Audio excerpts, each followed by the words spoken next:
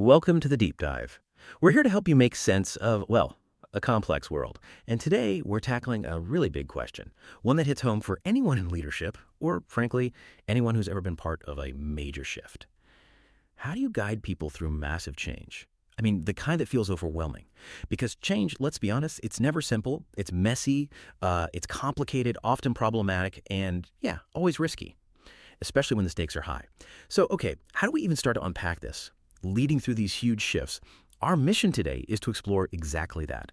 We're going to look at two very different situations. One is this ancient, pivotal moment in history, really reshaped a whole nation. And the other, a modern, real-world example of a major organizational transformation. We want to pull out those crucial insights, about seeing the unintended consequences, understanding different kinds of leadership power, and importantly, how to handle resistance. Right, and that's where our sources are, I think, quite interesting. We've got these ancient scriptures which, if you look at them as sort of historical case studies, offer some really timeless wisdom about leadership, about, well, human nature. And we're pairing that with a contemporary story, something that gives us very practical, boots-on-the-ground application.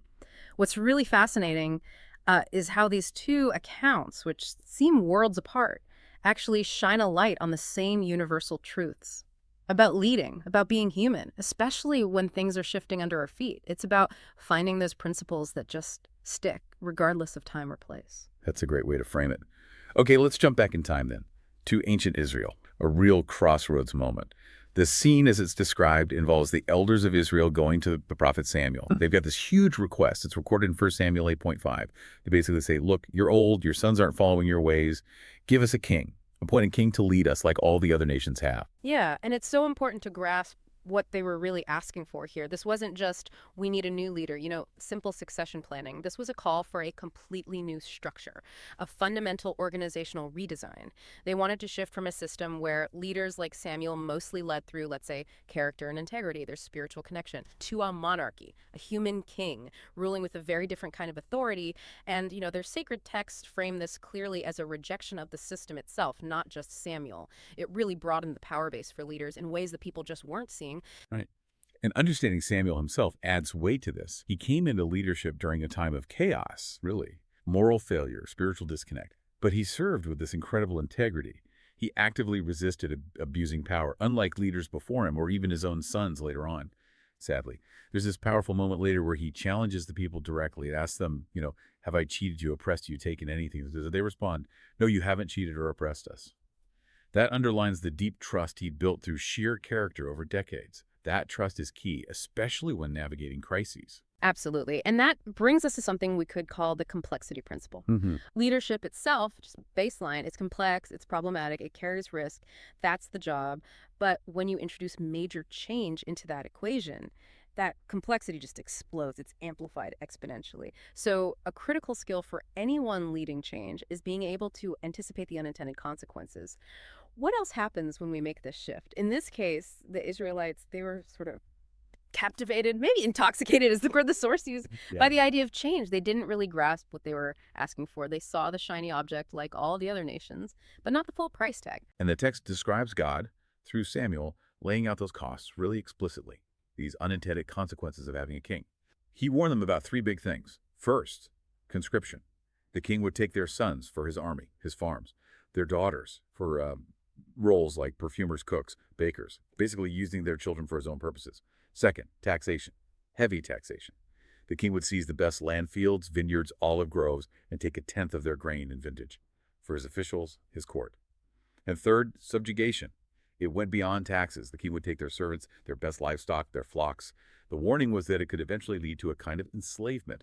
But despite all these really stark warnings, the text says they refused to listen. They just doubled down. They wanted that king. They really did. They wanted the perceived upside without owning the potential downside. And the impact, well, look, corruption is always a risk. It's part of the human condition, perhaps. But the scope and the potential impact of that corruption just got way bigger under a monarchy. Suddenly, the leader has access to the threat of force, a standing army. That's fundamentally different from the kind of influence Samuel had, which was rooted in character and spiritual authority. A king could leverage that power for good or ill on a scale that just wasn't possible before. It changed everything about leadership and the social contract. Okay, so let's pivot now from that ancient turning point to a much more modern story of change. This comes from the author's own experience, leading an organization called ESML. He talks about facing an avalanche of change right after he started. I mean, the first 18 months, Yeah. they changed the vision, the mission, core values, constitution, bylaws, even the name to the mission exchange. That's a staggering amount of change in a really short time. What was driving that? Well, part of it was certainly recognizing the need to adapt to stay relevant in a changing world. But crucially, it seems like it was also setting the stage, laying the groundwork for something even bigger, something most people thought was completely impossible, which was, 5 years later, merging IFMA with another similar association, IFMA, which later became Cross Global Link. He says pretty much every leader he talked to felt the same way. Yeah, there should only be one association like this. These two should merge, but it'll never happen.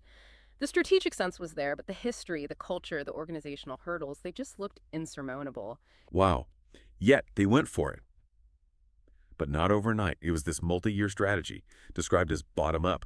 They started small, collaborating on events, joint board meetings, just getting members talking to each other. And that definitely helped build some common ground, maybe chip away at the edges of the division.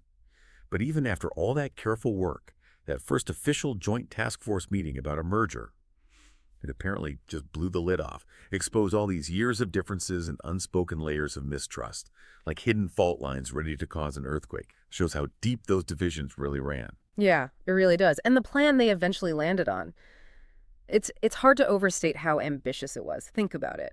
Asking members from two groups with like 160 years of combined history, nearly 200 organizations involved, to basically vote themselves out of existence, get rid of their membership structures entirely, agree on core beliefs, find a new business model, create a whole new governance board, pick a new leader, integrate the staff. I mean, just listing it out is kind of exhausting. It wasn't just a merger. It was a complete tear down and rebuild, required just incredible trust and a willingness to let go of the old. Looking back, it does seem audacious, as the source says. And the punchline. It actually worked. In 2011, both organizations at the same time ratified the plan. They formed the new entity, Missio Nexus. The author calls it nothing short of a miracle. It's a pretty powerful story about what can happen when you have that commitment, strategy, and crucially, that trust, even against massive odds. It really is. And that success, despite all the difficulty, brings up this important question again about leadership power. What's the fundamental difference here? In that earlier system in Israel, leaders like Samuel operated mainly through what the source calls spiritual authority. We could maybe broaden that to call it character-based influence. It's the right to influence people based on how they perceive your integrity, your values, your consistency, your authenticity. That was central. But in a monarchy, or frankly in many modern organizations, a leader's character, it can become optional. It's not always the main qualification.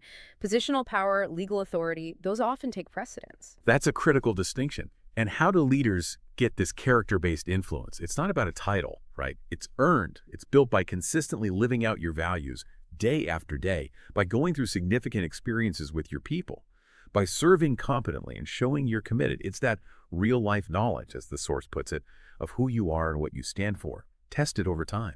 People see it, they trust it, you don't have to shout about it, but it's visible. There's a really dramatic illustration of this in the story of the Apostle Paul. He's a prisoner on a ship, heading to Rome. This is in the book of Acts. He has zero official status, no power base at all. Yet, he warns the captain, the centurion in charge, this voyage is going to be disastrous if we leave now. They ignored him. Of course they did.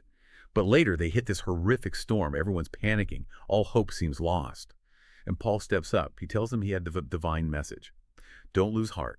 Not one of you will be lost, only the ship. It's such a striking example of that character-based influence taking hold under pressure. You can see it unfold. First, his warning, even though ignored, came true. That built immediate credibility, right? The storm hits just like he hinted it might. Then, his calm assurance of safety when everyone else is falling apart.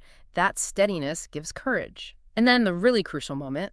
Some sailors try to sneak off in a lifeboat. Paul says point blank to the centurion, unless these men stay, you can't be saved. And the centurion, who by now clearly trusts Paul's judgment, orders the ropes cut. He listened to the prisoner over his own sailors. That shows trust has been established.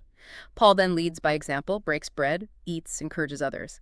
Later on Malta, he survives a snake bite, heals people. His influence just keeps growing. It's amazing when you think about it. Paul, literally in chains, becomes the most influential person on that ship, among 276 people. And he's operating purely from that base of character, integrity, earned trust. His actions, his transparency, his consistency, it built a connection that transcended his circumstances. Exactly. Paul's story really highlights that human element, doesn't it? And it brings us right back to the complexity principle and this whole challenge of leading change. Because, like we said, even good change trades old problems for new ones. Smart leaders try to anticipate those unintended consequences, make sure the trade-off is worth it. But beyond the planning, there's always the people part. Overcoming that natural resistance to upheaval. Right. And that resistance, it often shows up in predictable ways. The source outlines 4 common types. First, just plain fear. If we do that, I'm afraid that X will happen. And fear triggers emotions, which logic doesn't easily overcome. Second is timing. People say, great idea, but now's not the right time. Delay is a classic resistance tactic. It has merit, but we're just not ready. It avoids a direct no. Then you get confusion, sometimes genuine, sometimes not. People might use smokescreens, twist data, torture it to say what they want instead of really engaging with the idea. And finally, attack. Making it personal, ridiculing the person with the idea, questioning their motives, their competence, their character. You know the saying, never wrestle with a pig. Yeah, you both get dirty and the pig enjoys it.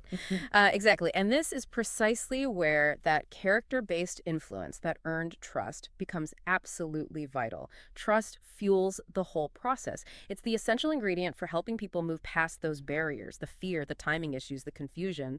Trust is like the lubricant, right? Yeah. It reduces the friction, stops the whole thing from grinding to a halt or overheating. Someone said trust is like air. When it's there, you barely notice it. When it's gone, it's all you can think about. High trust relationships. They conquer fear, cut through the noise, build courage, maintain unity, even when the way forward isn't totally clear. That's a great point. And it's also worth remembering, even when change initiatives don't succeed and some won't, that's reality leaders who operate from that foundation of character and trust. Yeah. They can still navigate failure well. Like Samuel. Even with his son's failures, even with Israel making what seemed like a bad choice, his own integrity wasn't compromised. It remained his anchor. So, wrapping this up, what does all this mean for you as you're trying to navigate your own changes, big or small? We've looked at ancient Israel's huge shift and that complex modern merger. We've pulled out these enduring ideas about how complex change really is, why anticipating consequences matters so much, and, well, the quiet but immense power of leading from character. Yeah, the bottom line seems to be that change is always going to be tricky, always risky. That's the nature of it. But if you understand these different power dynamics, especially the deep impact of authentic character and the trust it builds, it can make transitions that seem completely impossible actually achievable. It really comes down to that human connection, that need for confidence when facing the unknown. So as you go forward, facing whatever shifts are coming your way, here's something to maybe chew on. In a world that's constantly changing, what if you intentionally focused on building your leadership foundation on consistent character, on earned trust, not just relying on your title or formal authority? How might that change the challenges you face and the kind of influence you actually have? Something to think about until our next deep dive.